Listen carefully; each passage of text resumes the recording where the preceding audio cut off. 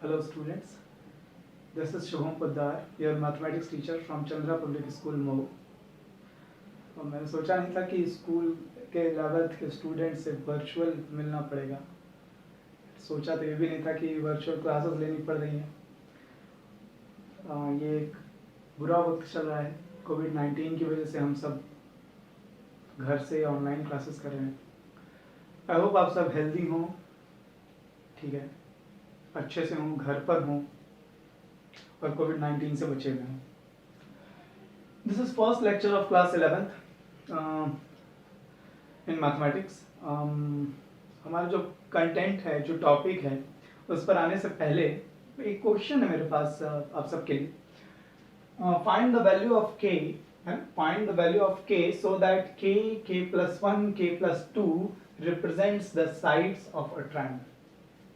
k की क्या value होगी जिसके लिए k, k+1, k+2 किसी ट्रायंगल की साइड्स को रिप्रेजेंट करेंगे।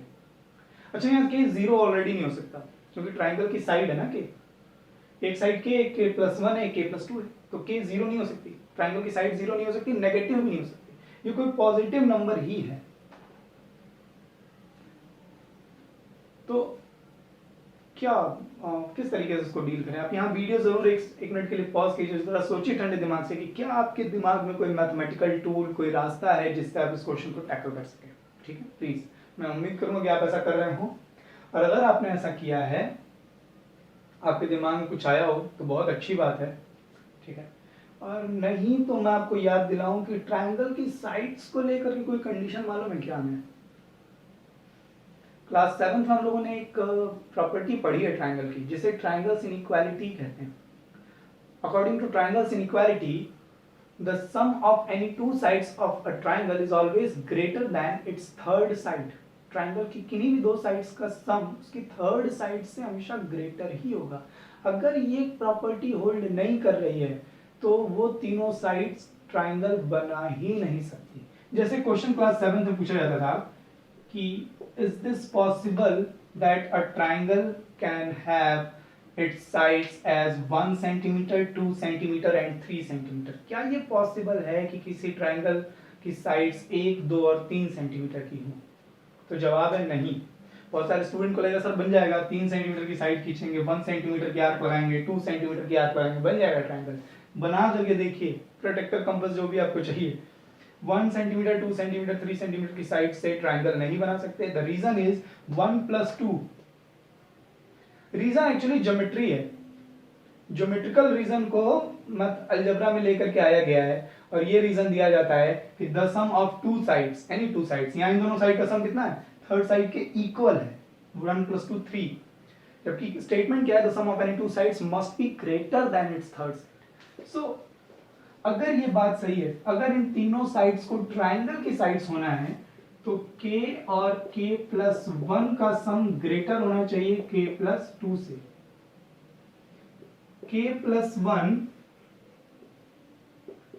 k+2 का सम ग्रेटर होना चाहिए k से। इन दोनों का सम है ना, इन दोनों साइड्स का सम इससे ग्रेटर होना चाहिए, इन दोनों साइड का सम k से ग्रेटर होना चाहिए, and k+2 must be greater than k+1।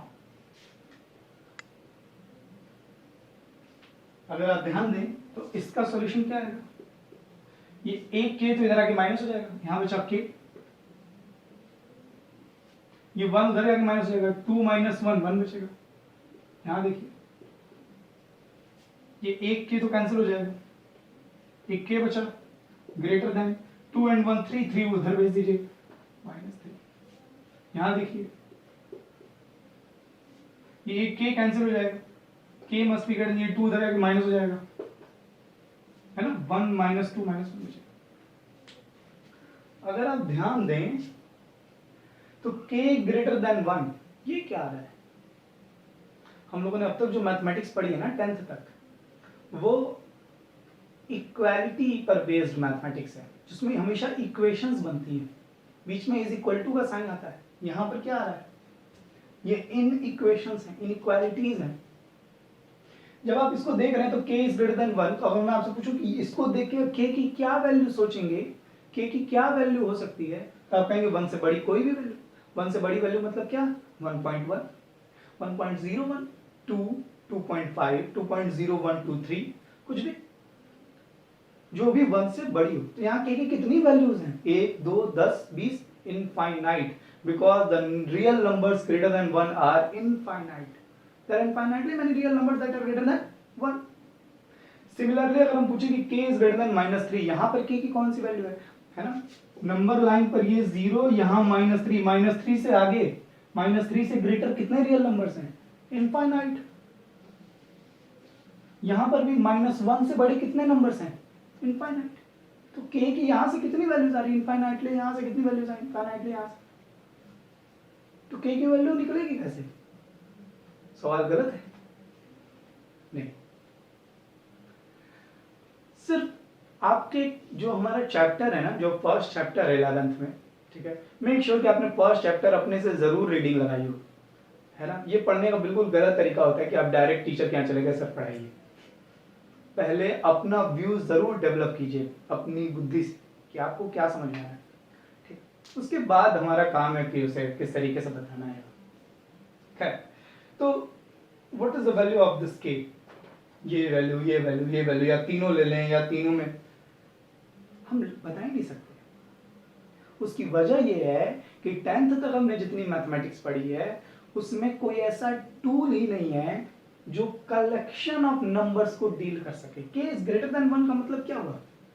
A collection of infinitely many real numbers that are greater than 1। k is greater than -3 का मतलब क्या हुआ?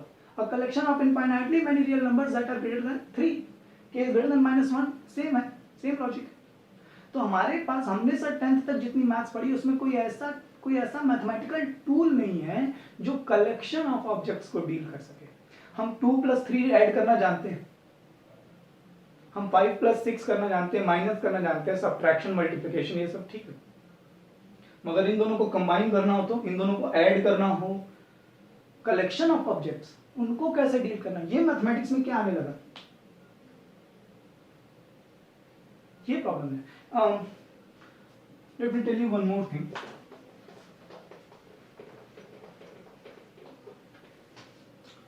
जैसे अगर ये क्वेश्चन हो,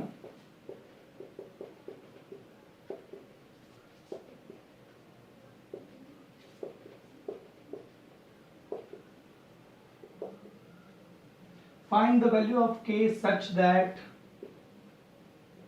the quadratic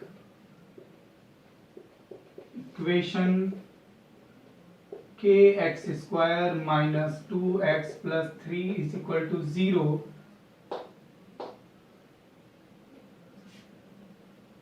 have real and distinct roots. ये क्वेश्चन तो पहचान में आ ही रहा होगा। ये एक बार के लिए भले भूल गया, बट ये तो पहचान रहे होंगे आप, 10th का है ना। क्वाड्रेटिक इक्वेशंस में रूट्स रियल और डिस्टिंक्ट कब आते थे? रूट्स का नेचर कौन बताता था 10th में? डिस्क्रिमिनेंट। डिस्क्रिमिनेंट का फॉर्मूला b² - 4ac। अगर किसी क्वाड्रेटिक का discriminant greater than 0, if d is greater than 0 then the roots are real and distinct. If d is equal to 0 then the roots are real and equal. If discriminant is less than 0 then the roots are imaginary. पढ़ा है ना, याद होगा ये सब।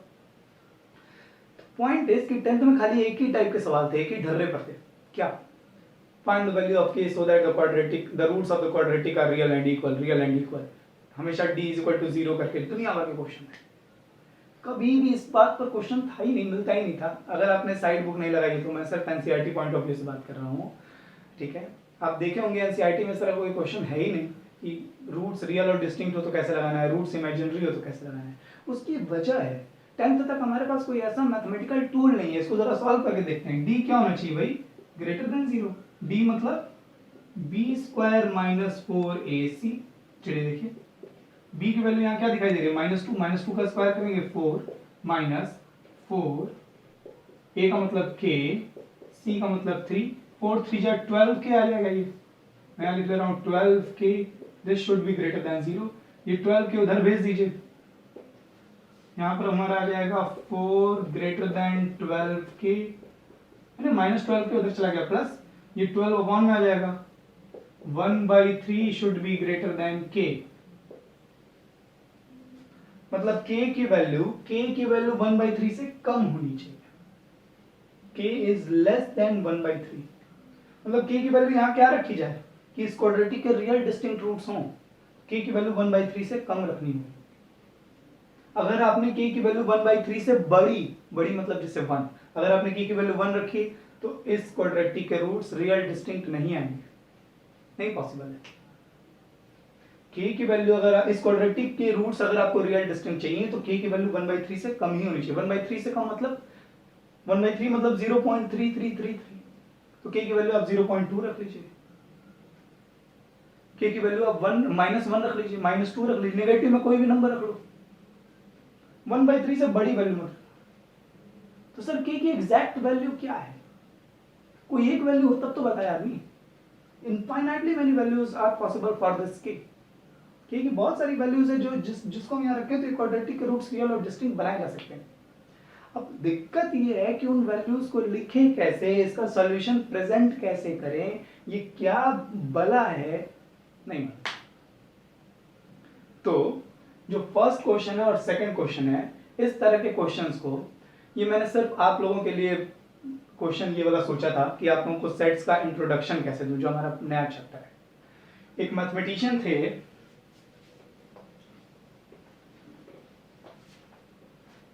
German mathematician थे शायद,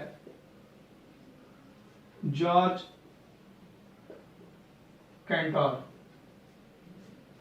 इस तरह के क्वेश्चंस को डील करने के लिए ही इन्होंने कहा कि यार हमें मैथ्स में कोई ऐसा टूल चाहिए जो इंडिविजुअल्स के साथ नहीं, कलेक्शन ऑफ ऑब्जेक्ट्स को डील कर सके, कलेक्शन ऑफ नंबर्स को डील कर सके। इसीलिए जॉर्ज कैंटोर ने मैथमेटिक्स में एक नया टूल डेवलप किया, एक नई चीज लेकर के आए, एंड उस कॉन्सेप्ट का नाम है sets, set theory. George Centaur ने, हालांकि अगर आप इनकी हिस्ट्री थोड़ा सा पढ़ें, सेट्स के बारे में हिस्ट्री थोड़ा सा अगर आप पढ़ें, कहाँ से पढ़ेंगे, कहीं गूगल कर लीजिए, कहीं से भी पढ़ सकते हैं आप। britannica.com भी एक वेबसाइट है जो बहुत अच्छी है। हाँ, ये सब पढ़ने के लिए बड़ा पेशेंस चाहिए। जॉर्ज कैंटोर की जो सेट थ्योरी थी उसको बाद में बहुत सारे मैथमेटिशियंस ने इस पर सवाल भी उठाए थे, तो बाद में उसे एडिट भी किया गया है। बट फिलहाल के लिए हम मैथमेटिक्स में 11th में इंट्रोडक्टरी सेट थ्योरी जो पढ़ रहे हैं वो कैंटोर साहब की है, ठीक है। सेट्स क्या है सर? एक ऐसा मैथमेटिकल टूल है जो कलेक्शन ऑफ ऑब्जेक्ट्स के साथ डील करता है, जो इस तरह के क्वेश्चंस को सॉल्व करने के लिए बनाया गया है, ठीक है। और भी बहुत सारे क्वेश्चंस हो सकते हैं, फिलहाल सिर्फ इंट्रोडक्शन देने के लिए मैंने इन दोनों क्वेश्चंस की हेल्प ली है। इन दोनों क्वेश्चंस का सॉल्यूशन, एग्जैक्ट सॉल्यूशन मैं थोड़ी सी सेट थ्योरी पढ़ाने के बाद आपको दूंगा। लेकिन एक बात तो क्लियर है कि हम, है ना, ऐसे ही मुंह उठा के नहीं चले कि हाँ चलो चलो सेट्स पढ़ना है।